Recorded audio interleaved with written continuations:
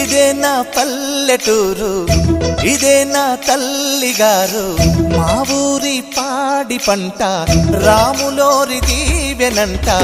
తల్లి గోదావరి నీళ్ళు కడిగే సీతమ్మ పాదాలు, ఊరంతా హాయ్ హాయ్ హాయ్, మనసంతా హాయ్ హాయ్ హాయ్. ఇదే నా పల్లెటూరు, ఇదే నా తల్లిగారు, మా ఊరి పాడి పంట రాములోరి దీవెనంట.